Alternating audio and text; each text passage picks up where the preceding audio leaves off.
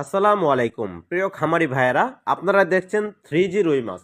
যে মাছগুলো কার্প জাতীয় মাছের মধ্যে অন্যতম একটি মাছ এবং 3G রুই কার্প জাতীয় মাছের মধ্যে খুবই দ্রুত বর্ধনশীল বলে এই মাছের চাহিদা দেশ জুড়ে অত্যন্ত বেশি।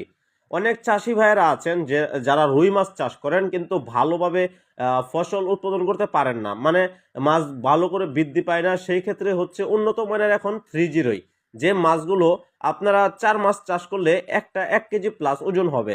কিন্তু ওই রকম মানের ভালো মাছ আপনাকে সংগ্রহ করতে হবে এবং কি চাষ করতে হবে। সেই জন্য এখন বাংলাদেশ মৎস্য গবেষণা ইনস্টিটিউটের পক্ষ থেকে 3G রুই মাছ হচ্ছে সবচেয়ে অন্যতম। সাধারণ রুই মাছ থেকে 3G রুই মাছ কিন্তু খুবই দ্রুত বর্ধনশীল বলে অনেক চাষি ভাইরা কিন্তু ইতিমধ্যে চাষ করে ভালো সফলতা অর্জন করেছেন। এই জন্য আপনারা যারা নতুনভাবে রুই মাছ চাষ করতে চাচ্ছেন তারা 3G রুই মাছ চাষ করেন। কেননা 3G রুই মাছ খাবার খায় কম, দ্রুত বৃদ্ধি পায়।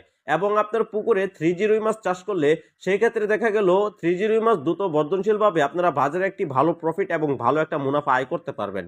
সেই ক্ষেত্রে আপনারা 3G রুই মাছ চাষ করেন। এবং এই রুই মাছের বাজার চাহিদা কিন্তু বেশ ভালো এবং এই মাছটি খেতে বেশ সুস্বাদু। স্বাদু পানির মাছ বলে আমরা চিনে থাকি, যেমন ঘাস carp, blood carp, silver carp, বিকেট কাপ, রুই, 3G রুই, অন্যান্য কার্প জাতীয় যে মাছগুলি রয়েছে এগুলো হচ্ছে স্বাদু পানির মাছ। আরও অনেক প্রজাতির মাছই রয়েছে, সেইগুলো একসাথে নাম বলা এখন সম্ভব নয় বলে আমরা 3G রুই মাছের বিষয়ে আজকে আলোচনা করছি।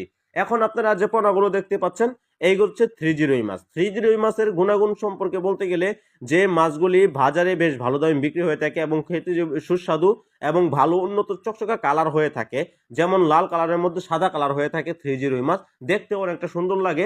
সেই জন্য অনেক খামারি ভাইয়েরা এই মাছটা চাষ করতে বেশ স্বেচ্ছা পছন্দ করেন এবং অনেক যারা ক্রেতা রয়েছেন তারাও কিনতে কিন্তু খুব পছন্দ করেন এবং খেতেও বেশ ভালো লাগে। এই জন্য আপনারা 3G রুই মাছ চাষ করেন। আমাদের পক্ষ থেকে